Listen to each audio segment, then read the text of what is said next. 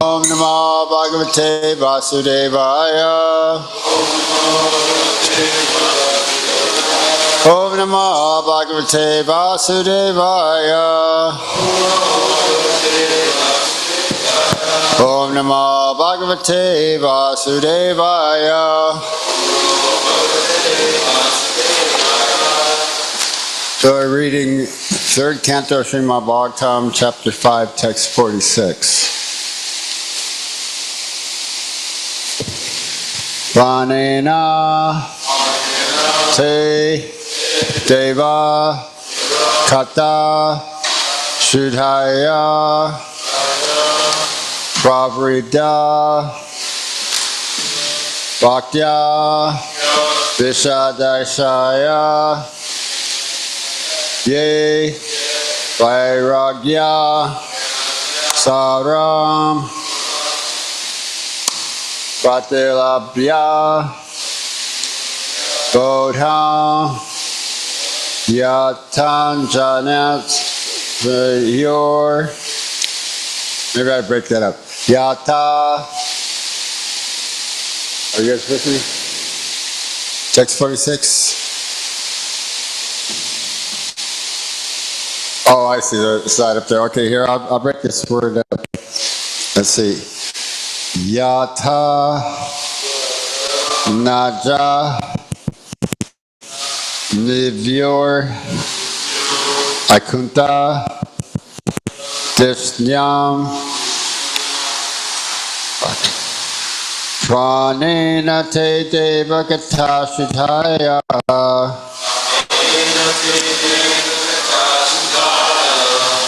Pravrita Bhaktya Visadashaye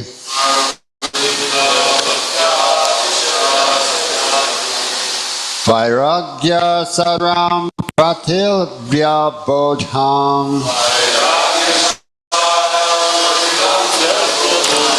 Yatan Jananas for your Akunta Dishnam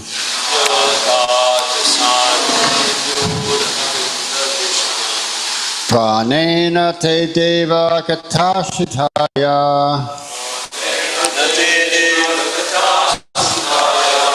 Pravrita Bhaktya Visadashaye Vairagya Saram Pratilbhya Bodham Yada Janas Vivyor Akunta Dishnam Pranena Te Deva Katashitaya Pravidya Bhaktya Visadashaye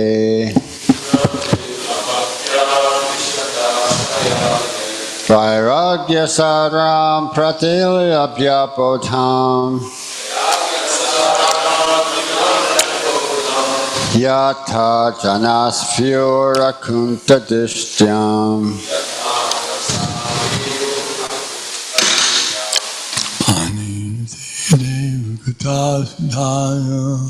Pranena Te Deva Katashitaya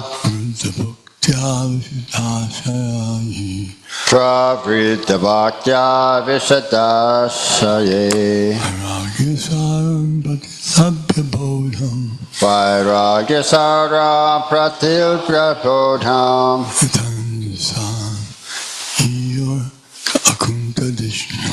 Yata Jananas Vyura Kunta Dishyam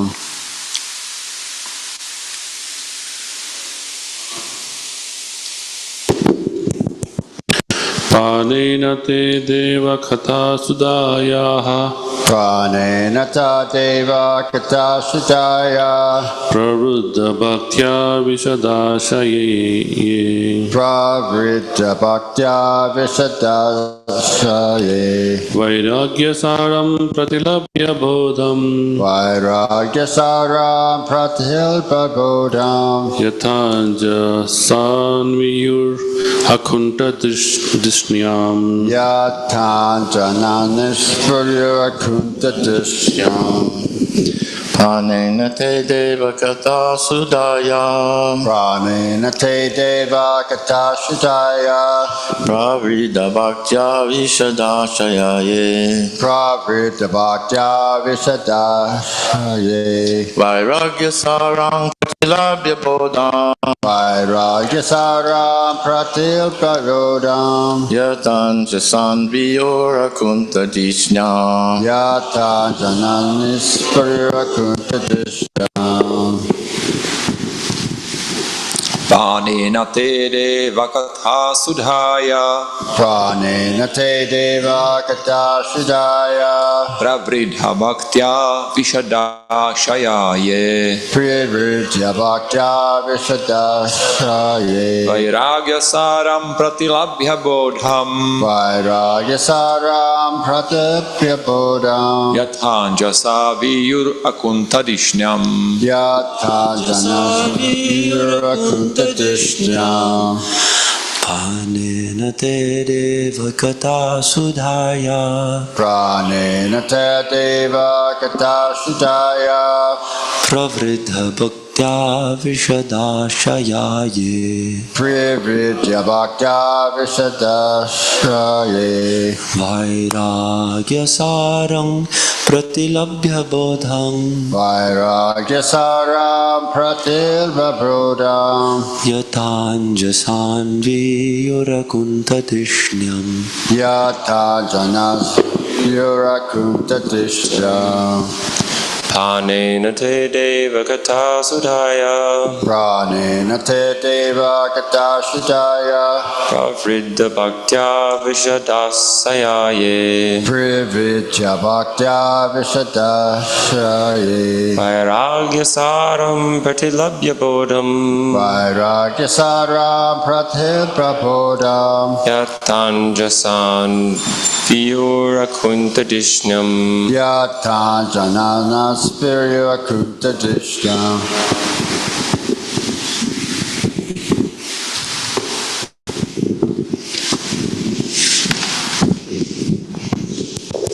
Pranena te deva kata sudhaya. Pranena te deva kata sudaya. Pravriddha bhaktya vishadashaye. Pravriddha bhaktya visadashaye. Vairagya saram pratilabhya bodham. Vairagya saram pratilpa bodham. Yatha jasanviryurakunta dishnyam. Yatanjanasvir akuntadishyam. So that's everyone. So we'll chant word by word synonyms. Pranena, by drinking. Te, of you. Deva, O Lord. Kata, topics. Sudaya, of the nectar. Pravriddha, highly enlightened. Bhaktya, by devotional service. Visadashaya, with a greatly serious attitude. Yea, those who, Vairagya Saram, the entire purport of renunciation. Pratarabhya, achieving. Bodham, intelligence. Yata, as much as. Anjasa, quickly. Anivur, achieve. Akunta Dishnyam, Vaikuntha Loka in the spiritual sky. Translation and purport by His Divine Grace A.C. Bhaktivedanta Swami Srila Prabhupada. O Lord, persons who, because of their serious attitude, attain the stage of enlightened devotional service, achieve the complete meaning of renunciation and knowledge, and attain the Vaikuntha Loka and the spiritual sky simply by drinking the nectar of your topics. The difference between the impersonalists, mental speculators, and the pure devotees of the Lord is that the former pass through a miserable understanding of the absolute truth at every stage, whereas the devotees enter into the kingdom of all pleasures even from the beginning of their attempt. The devotee has only to hear about devotional activities, which are as simple as anything in ordinary life, and he also acts very simply, whereas the mental speculator has to pass through a jugglery of words, which are partially facts and partially a make-show for the maintenance of an artificial impersonal status. In spite of his strenuous efforts to attain perfect knowledge, the impersonalist attains merging into the impersonal oneness of the Brahman Jyoti of the Lord, which is also attained by the enemies of the Lord, simply because of their being killed by him. The devotees, however, attain to the highest stage of knowledge and renunciation and achieve the Vaikuntha Lokas, the planets in the spiritual sky. The impersonalist attains only the sky and does not achieve any tangible transcendental bliss, whereas the devotee attains the planets where real spiritual life prevails. With a serious attitude, the devotee throws away all achievements like so much dust, and he accepts only devotional service, the transcendental culmination. Yeah, so it's a real nice purport verse. So yeah, Sri Chaitanya Mahaprabhu, he writes in Shastastika, Chaito Darpana Marjanam. So yeah, they're discussing this. Glance at the impure mirror of the mind. So much dust. So the impersonalists like Prabhupada, like I've mentioned so many times before in Prabhupada, he mentioned this in class I was listening to. The impersonalists failed to purify their hearts, and they failed to purify the hearts of their disciples. Well, Prabhupada was talking about this one yogi. He transferred his powers to one of his leading disciples. All right, and then he went to sleep. And then when he woke up, he started crying. He says, "What's the matter?" He said, "Well, now that I've transferred all of my Shakti, everything is lost. Everything is gone." Right? So Prabhupada says, this isn't spiritual, this is a material thing. A spiritual thing is that, 1 plus 1 equals 1. 1 minus 1 is still 1. Right? Like that. So it's not like the yogi would give his siddhis or his powers or Shakti to his disciple and then become bereft of any spiritual achievements like that. So then what else were we talking about? So the demigods, they're praying to the Lord now. And Maitreya Muni, he's speaking these verses to Vidura. And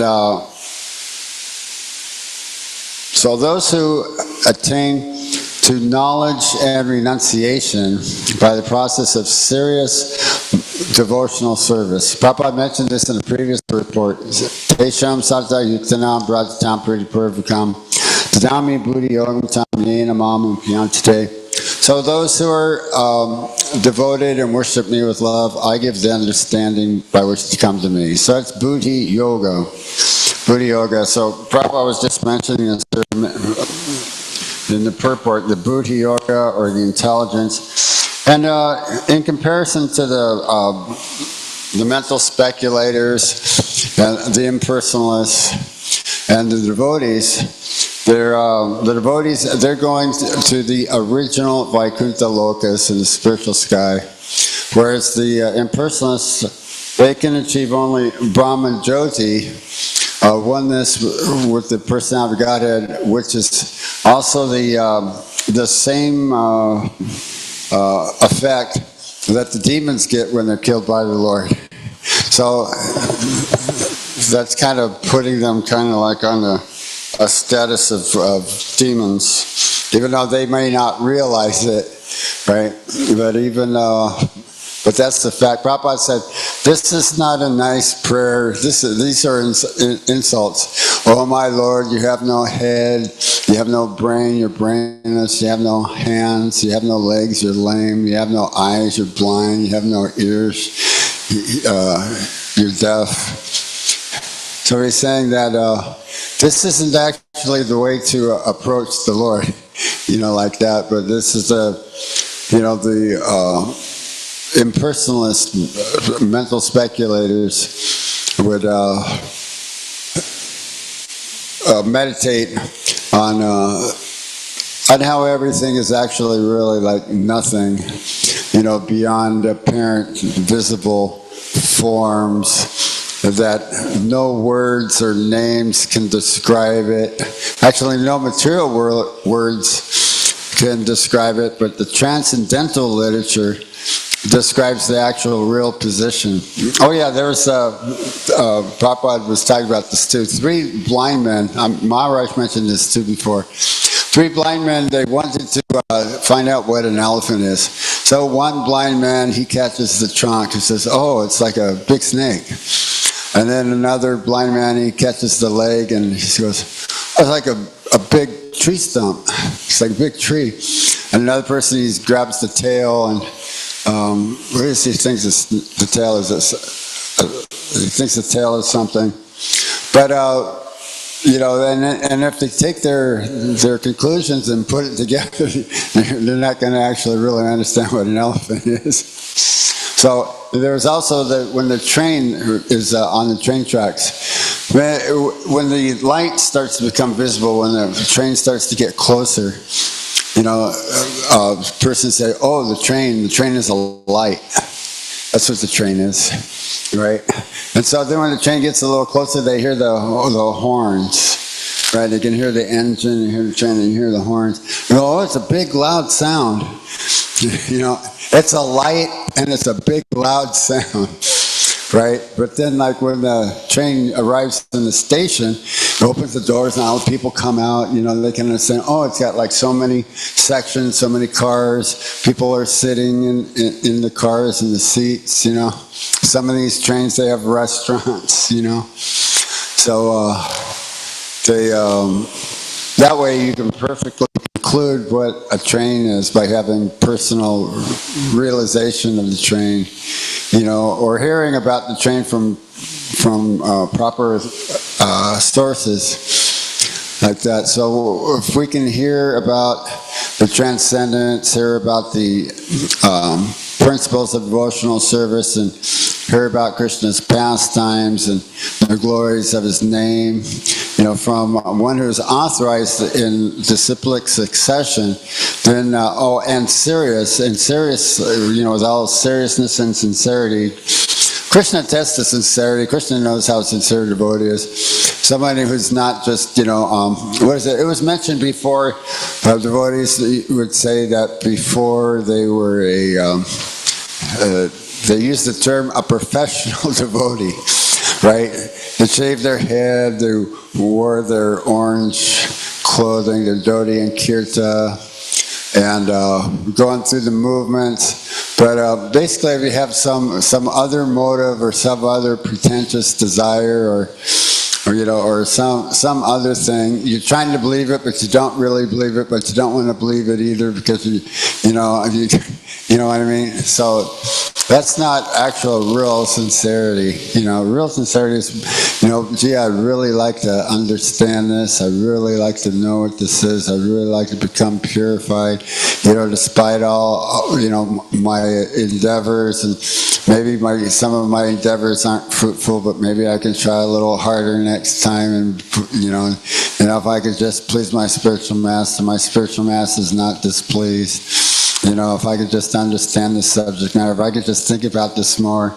Oh yeah, that's what they were mentioning in the class this morning. He was talking about, we sit down and go to chant, we're trying to control our mind, and he says all of a sudden we think about our girlfriend and we go crazy. Right? Then we go even more crazier where we find out that we've been on the mental platform daydreaming while we were chanting our rounds and we weren't actually really hearing our rounds. So because Savas was talking about that, so there's a specific construction of the mantra, the way the specific mantra is written. So yeah, you want to be careful because there'll be 3 Hares at the end and the beginning of the mantra. If you go like Hare, Hare Krishna, Hare Krishna, Hare, Hare, Hare, right? So if you're skipping any of those at the end, if you're just going Rama, Rama, Hare Krishna, or something, right? So he was explaining to me specific mechanics and the specific structure of the Hare Krishna mantra. Yeah, make sure you're chanting that last Hare before you start chanting Hare Krishna, right? And let's see, and what was the other thing? So, attentiveness, hearing, both attentiveness and hearing, kicking out Maya, trying to, just trying to hear the mantra, and if you're going to think of anything, think about Krishna, but, the whole aspect is to keep the Maha Mantra in the focus. If something, a thought comes up about our service or some other thought comes out about some other chore we have to do, and then something will remind you of something else that and then you'll be on the mental platform and daydreaming again. Right? So, what is it? From whatever and wherever the mind wanders due to its flickering and unsteady nature, one must certainly withdraw it and bring it under control of the self. So that's in Bhagavad Gita, 6th chapter, Prabhupada, Krishna is also stating for one who's on the, Prabhupada was saying, Brahma Bhuta Sanan Atma Kanchatina Shotanti. So devotees, we're on the Brahma Bhuta, we're on the Brahman platform, Brahman level. But this is something that the impersonalists and the non-devotees, they can't really understand that. What is it? It's by the mercy of the Lord, first of all, that we can even chant mercy of a devotee, that we met a devotee, and mercy of our spiritual master, the pure devotee, is engaging us devotional service and chanting. So in that aspect, one is very, very fortunate. And but it's not by one's personal endeavor. Like you can't muscle your way into the kingdom of God. What was they were saying, forcing your way into the kingdom of God by taking some LSD, having darshan, and then coming back down, right? Or with some hatha yoga exercises, or really intense, perfect pranayama, or Jai Gauranitai Ki Jai, or Prabhupada was saying, creating the vacuum in the mind. Like that, like the impersonalist. It's not some artificial imposition on the mind, where you create some sort of vacuum. There's a difference between controlling your thoughts and utilizing your intelligence, and then burning out your thoughts.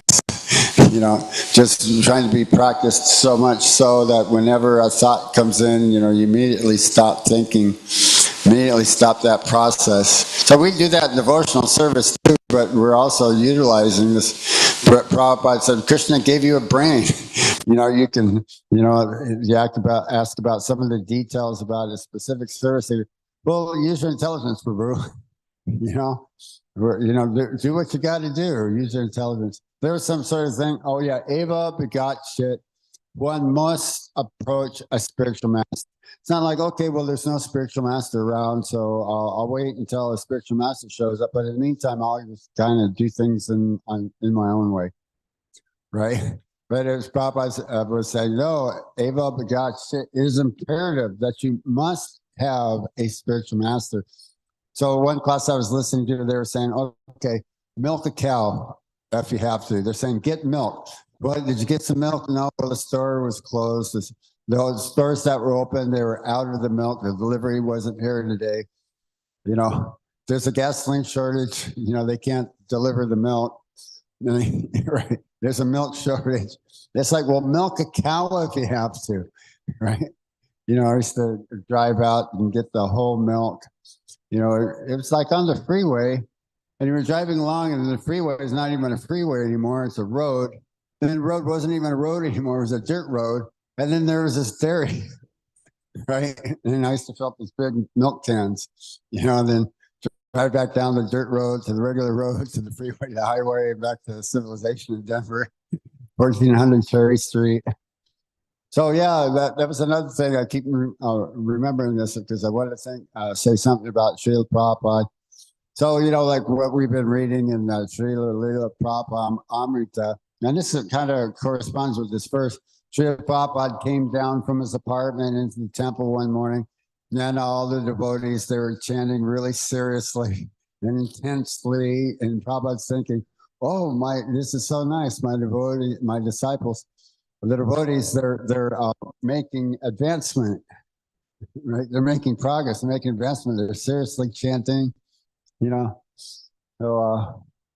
So that's what we can do. That's what we could be, what we can emulate. I mean, even in the early days, getting those red beads and stringing them together, and you know, discussing the meaning of initiation, you know, and you know, and the philosophy, as well as it's 22nd Avenue in New York and 518 Frederick Street in San Francisco. So now they're inaugurating the Ras Yatra and wearing Jagannath deities around their neck. That's pretty far out. You know, we went to San Francisco Ras Yatra a few times. Once when I was in the Bhakti program in 1976. And then, let's see, in 1992 and I think 1993, 1994, they started getting the Los Angeles Ras Yatra in 1977. And that was the first time they built the Ras carts for Los Angeles. They have to pay like $2,000 a month to store the Ras carts because I guess the zoning area or whatever, they say that you can't have your recreational vehicles and stuff around. They're trying to tell you can't even have it in your backyard where it can be visible through, you know, somebody else's backyard or something. So they're saying that they had to take their Ross carts. They couldn't have it in the big parking lot over there in Los Angeles, you know, where they store a lot of things. You know, even though the Ross cart was disassembled and you know, folded up and everything, they said they couldn't keep it there. So that's a pretty big program. And once you start something like install and worship the deity and open a temple in a city and start something like the Rasa Yatra program and stuff, you have to maintain it. Right? It's actually a offense not to maintain that. So it has to be maintained. Right?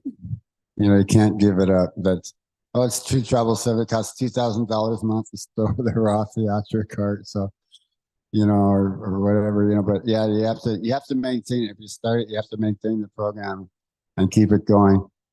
So, and that's devotion, that's bhakti. You know, Krishna, he supplies everything for all the living entities. Prabhupada saying there's no question of scarcity of food. It's just simply mismanagement of the food or mismanagement of the wealth of the current economic system is actually faulty. It's also concocted, right? But it's based on the real thing. It used to be barter. I think gold used to be backed, or money used to be backed by gold. But Prabhupada said, what do you have now? Paper money, paper plates, plastic silverware. You know, where kings, they in the past wore golden helmets, they ate on golden plates, and they were only used once. They're discarded. Golden items for worshiping the Lord and the puja and the sacrifices. Then they were given away. Other gold items were given away, and new gold items were made and forged for the next puja.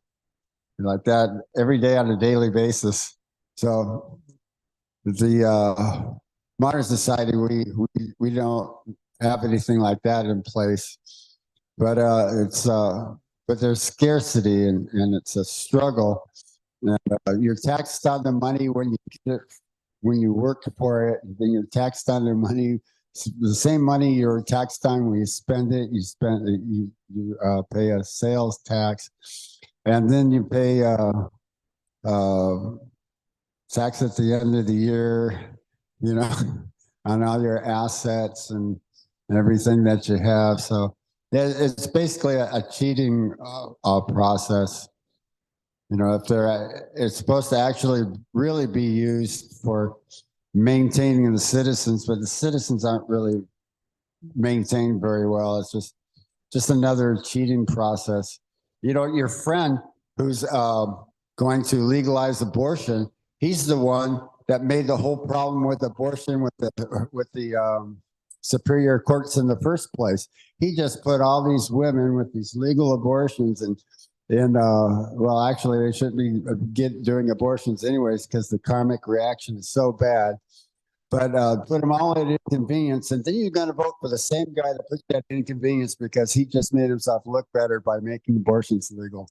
You know, it's just a manipulation. You know, or if there's like they create a war, Prabhupada make a diversion.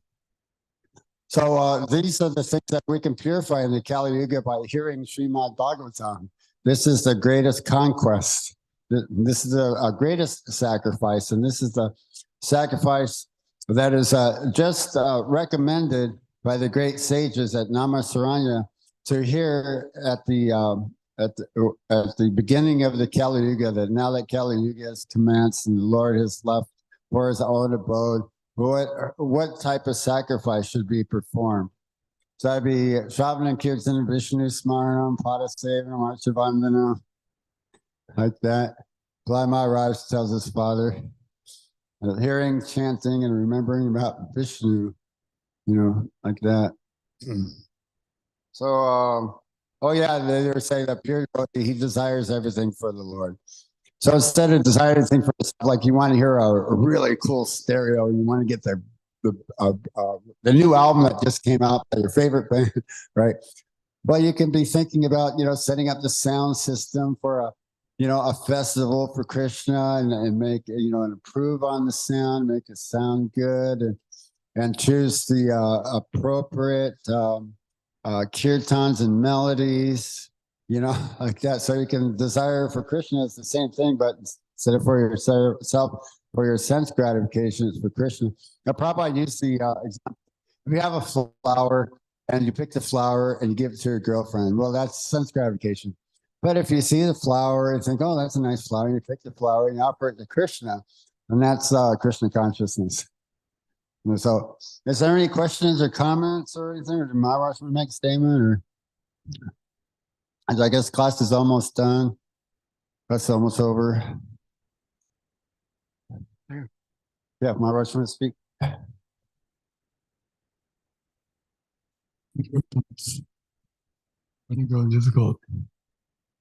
Difficult time from the beginning to the end of their practice because they're trying to say or understand how they merge and they become God. How can you become God? Can't become God. So it's a very difficult path. They're trying to understand something that's not possible.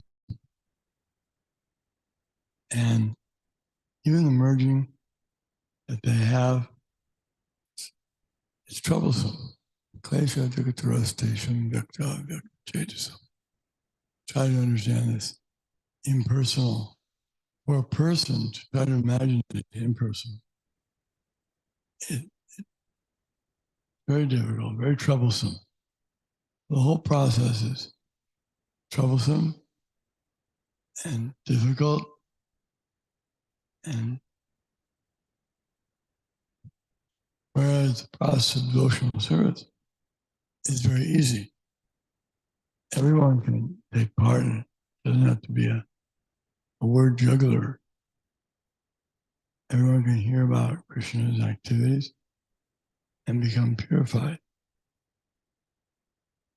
So it's recommended the one just take up devotional service and give up this impersonal consideration.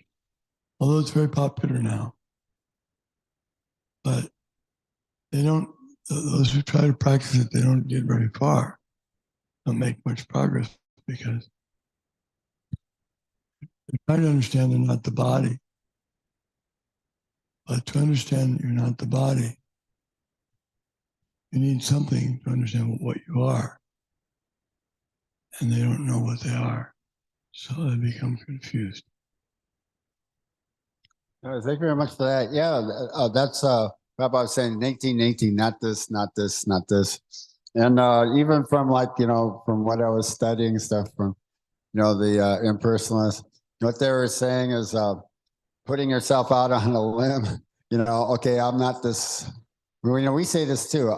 We don't say I hand, we say my hand, right? So I'm not this hand, I'm not. So they're doing the same thing too. I'm not this, I'm not that, right? So they're out on a limb and then they're saying, okay, no, I'm not this limb either, right? And cut the final limb, right? And then you'd be merged in oneness. But yeah, I mean, even the mentality, when I first started hearing this, they were saying, well, as far as I'm concerned, when you are meditating and you are in unison and focused, when you're, what did we used to call it? But anyways, we're centered. Yeah, when you're centered, then you are God. And I was thinking, huh? That was the first time I ever heard that. That was from one of our, I was in the boys' home, and we had a group therapy every week. So they had their guru and they did their meditation. That was the first time I ever heard that, but apparently that's actually really what the process, I just thought everything was just all one, what I mean? But yeah, when they're saying that, then you are God, it's a misconception of philosophy. There's a yogi, Bhaktivinoda Thakur had defeated him, cut his hair, and he fell powerless. I think he died too. But he was engaging in Rasa Leela in imitation of Krishna because he had some yogi cities and he could actually make Bhaktivinoda Thakur's whole family deathly sick. So everyone was afraid of him, of what he could do if they were to act against him like that. So the devotees are able to, Durvasa Muni insulted Maharaj Ambrish, and Krishna Sudarshan Chakra chased Maharaj Ambrish all the way into the Vaikuntha planets, where Maharaj Ambrish, he fell down to the lotus feet of Lord Vishnu and said, please save me from Sudarshan Chakra. He said, well, that's only by the favor of the devotee. If the devotee can give you his favor and forgive you, like that. In this aspect, the devotee is even more powerful than myself. So he had to go back and he found out that Ambrish Maharaj, he was thinking that maybe he had just committed an offense or something. But Maharaj, Durvasa Muni made a big giant copper demon to kill Ambrish Maharaj. Just on a little offense, Durvasa Muni showed up on the day after Ekadasi on Dvadasi, and Maharaj Ambrish was advised, just take a little water. So that's like breaking fast and not breaking fast. And Durvasa Muni, he detected this and he took it as breaking fast before he gave prasadam to his guests. So like that. But Krishna, he always respects the Brahmanas. So there's a whole Leela where Krishna and Rukmini and Durvasa Muni are engaged in some pretty crazy stuff. And the whole aspect is that Krishna, he's teaching the example that one must respect the Brahmanas like that. So maybe Maharaj or somebody can talk about that Leela some other time. I can mention something. Maharaj Ambrish said, smear this oatmeal all over your bodies. But he detected you do not spread the oatmeal on the bottoms of your feet. Offense. Right? So, there's some crazy stuff that was going on. Okay, so any questions, comments for line class story? Okay, Shrima, it's 8:35. It should be quick. Could you repeat the last thing that you just said? Javasa Muni, he had Rukmini and Krishna doing a few different things. He gave them some oatmeal and he told them to spread the oatmeal, smear the oatmeal all over their bodies. So they did. There's Krishna, Rukmini, and then putting oatmeal all over their bodies. But he's you didn't put the oatmeal on the bottoms of your feet, right? And Javasa Muni had Krishna and Rukmini yoked to a chariot. And he's got a whip. And Krishna and Rukmini are trying to run. And they're not getting very far, and they're trying to pull the chariot. Because I think who came? I think Narada Muni came or something and saw this going on. But Krishna, he was teaching an example that one must respect the Brahmanas. So the Brahmanas are very dear to Krishna. Okay, so Srimad Bhagavatam class ki jai.